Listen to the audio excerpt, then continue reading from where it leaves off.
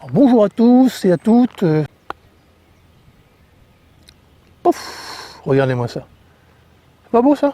Un vrai green, c'est mieux un vrai green, hein, parce que c'est dans les conditions réelles, c'est parfait. Quelques balles, des tis. J'ai pas d'autres accessoires. Le balancier, il est naturel. Quand on est au-dessus de la balle, il est naturel.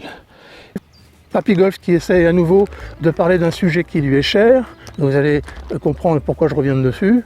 C'est le putting. Pourquoi j'insiste sur le putting? D'abord parce que ça évolue tout le temps pour moi, mais aussi pour vous peut-être. Eh bien, un putting, ça s'améliore éventuellement. Ça se peaufine et surtout, ça s'entretient. Alors, c'est plus facile à la limite d'entretenir un geste de putting et une approche du putt que de travailler les grands coups plus on avance en âge. Bien sûr, quelqu'un qui aura 50, 52, 53 ans est encore capable de frapper fort, de frapper loin. Bon, d'accord. Mais la plupart des seniors, ils n'ont pas 52 et 53 ans. Ils sont plus âgés que ça. Puis beaucoup de seniors ont débuté le golf il n'y a pas longtemps. Bien. Alors, je rappelle mon point de vue de base, c'est 1. Le petit jeu. 2. Le petit jeu. Alors, qu'est-ce que je veux dire par là? Dans le petit jeu, il y a les approches, le pitching, le chipping, les sorties de bunker, notamment autour des greens. Mais aussi, et très important, le putting. Faut-il encore une fois redire que le putting constitue, pour une partie, je dirais, standard, 40 à 45% des coups effectués. C'est quand même beaucoup. 40% on va dire, allez, 35 à 40%. D'une manière générale, le petit jeu, c'est l'essentiel du score, tout confondu. Alors le putting, je démarre aujourd'hui une petite série, je baptise cette série un putting de rêve. Alors bon, bien sûr, c'est une plaisanterie, j'ai pas envie de rêver, mais on va dire les choses très simplement. Normalement, si on n'est pas trop mauvais au putting, quel que soit l'âge, et si on l'entretient, si on s'entraîne régulièrement, on peut arriver à jouer par partie sur un golf pas trop compliqué, avec des greens pas trop durs. On peut arriver à jouer entre 30 et 32 putts par partie. Alors beaucoup vont me dire, oh, 30-32 c'est déjà les champions. Non, non, non, non, du tout. D'abord, avec une approche, petite approche réalisée, un chip par exemple, pas loin du drapeau, il y a de fortes chances que ça se transforme en un putt. D'accord? Après, on peut exceptionnellement dans une partie faire 3 putts. Et on va les compenser, ces 3 putts, avec de temps en temps un putt. On peut arriver à jouer à peu près 31-32 putts par partie. En standard, c'est 2 putts par trou. 2 x 18, ça fait 36. Donc 36, c'est déjà pas mal du tout. Alors aujourd'hui, on va essayer de voir comment j'approche l'entraînement du putting. Vous pouvez faire pareil.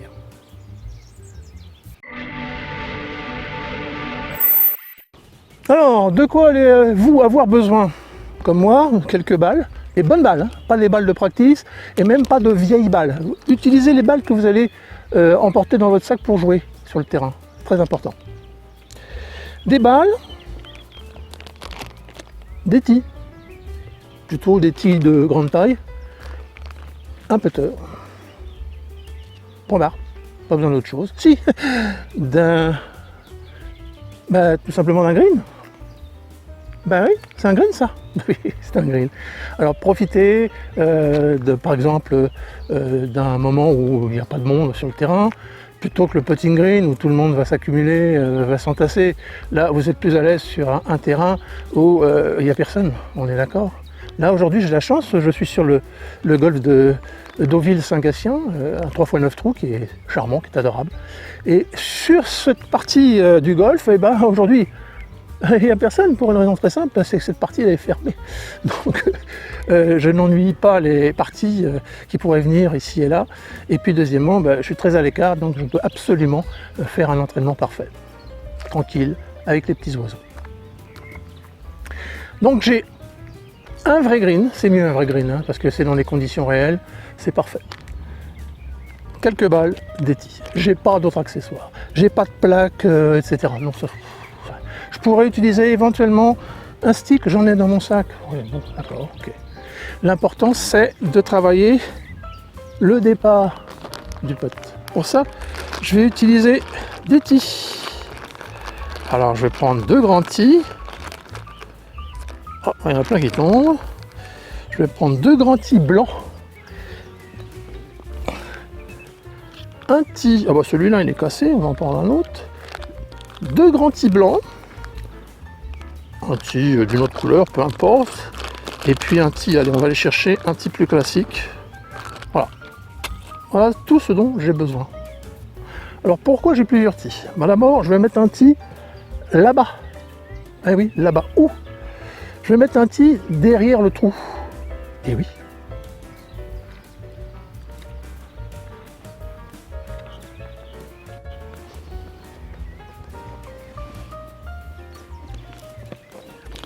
Je vais retirer le drapeau.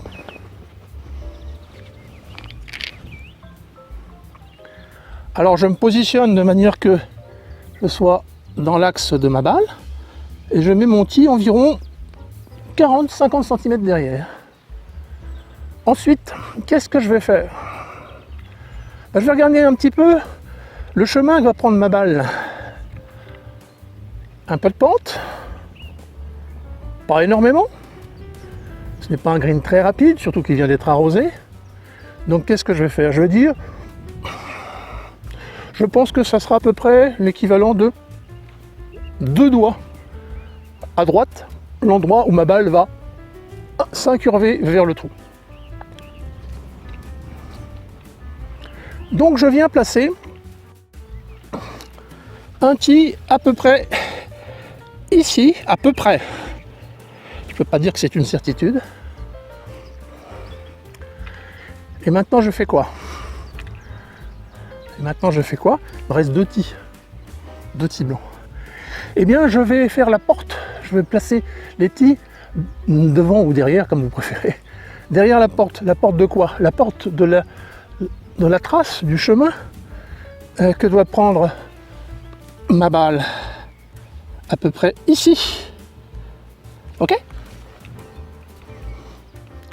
Donc si je regarde bien ma porte, elle ne va pas vers le trou, elle va vers le tis bleu qui est ici.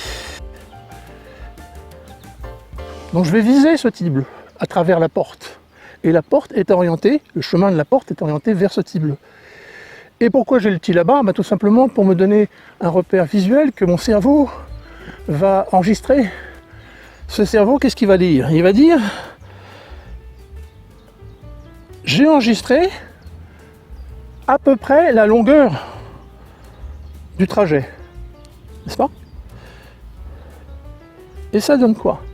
Ça donne qu'il va transformer l'information qu'il a reçue en automatisme, en mouvement.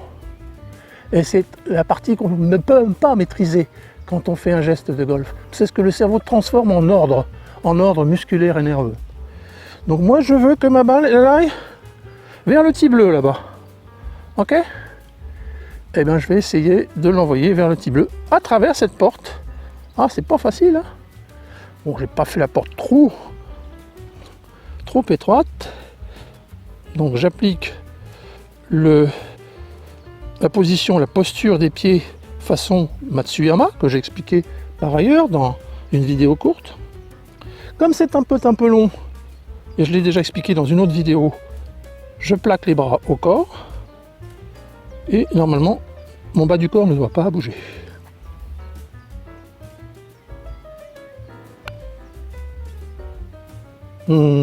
Pas assez violent. On va refaire. Donc toujours la balle vers le tis bleu. Voilà.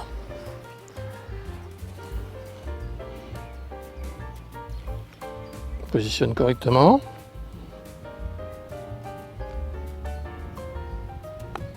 Ah, pas bon. Eh bien oui, je viens de taper un tis. Donc c'était pas bon. Le chemin n'était pas bon.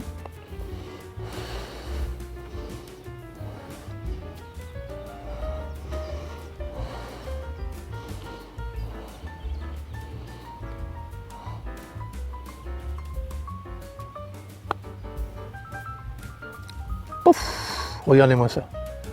C'est pas beau ça? On n'est pas rentré mais c'est exactement le trajet que je voulais faire à cette balle.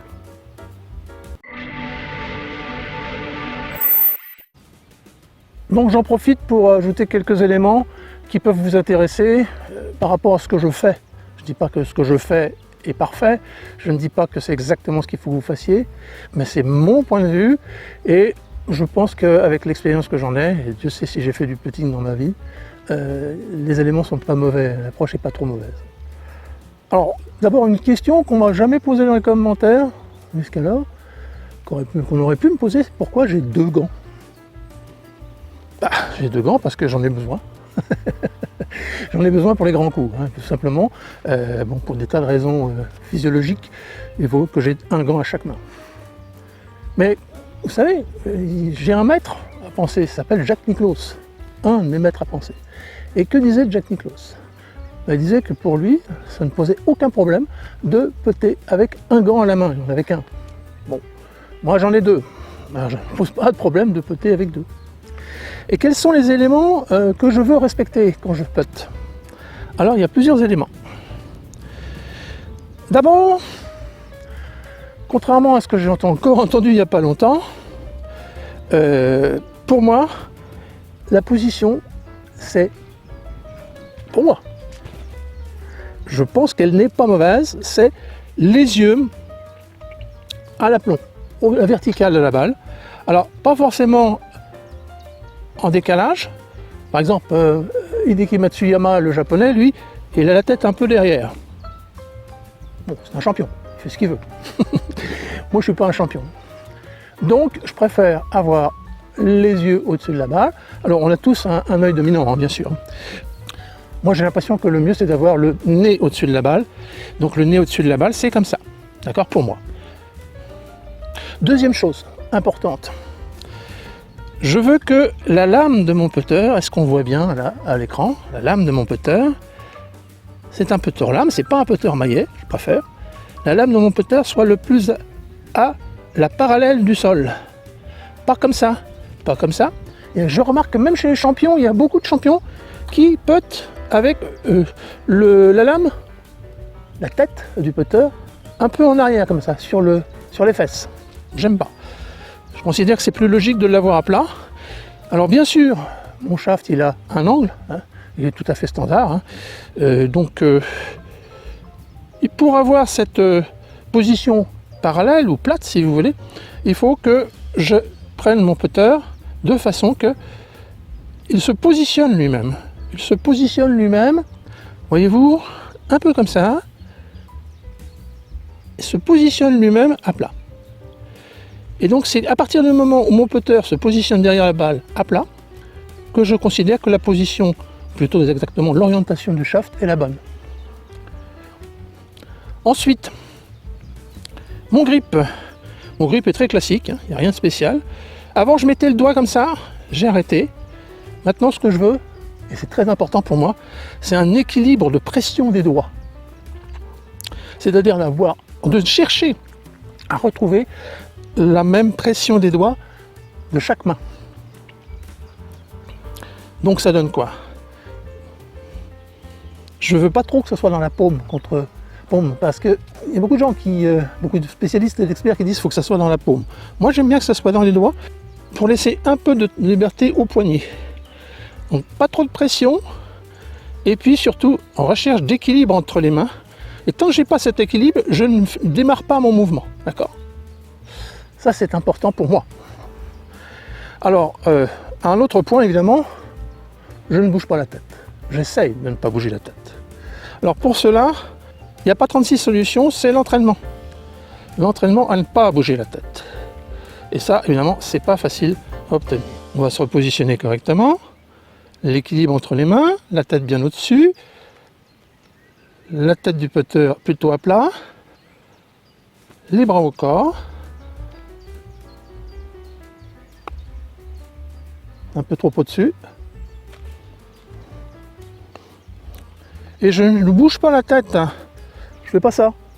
Alors il y en a qui le font. Pourquoi pas, hein? Moi je ne le fais pas. Je ne crois pas que ce soit une bonne chose de bouger la tête. Par contre, je vous rappelle, j'ai 2 façons de putter. À proximité du trou, je vais chercher à ce que mes coudes soient écartés, de manière que mon mouvement soit pratiquement vertical, comme cela. Et quand j'ai un peu long, comme c'est le cas, ben, je vais plutôt les rapprocher au corps, mais alors de façon qu'ils ne bougent pas, hein, surtout. Et je veux que le bas du corps soit complètement bloqué, d'où la position des pieds un peu intérieurs, façon Matsuyama. Voilà. Et simplement les épaules en balancier. Le balancier, il est naturel. Quand on est au-dessus de la balle, il est naturel. Et il n'y a que cet axe-là qui doit bouger, et rien d'autre. La tête ne doit pas bouger, simplement, on doit avoir le plus possible une correspondance avec son balancier naturel quand on est au-dessus de la balle. C'est ma position.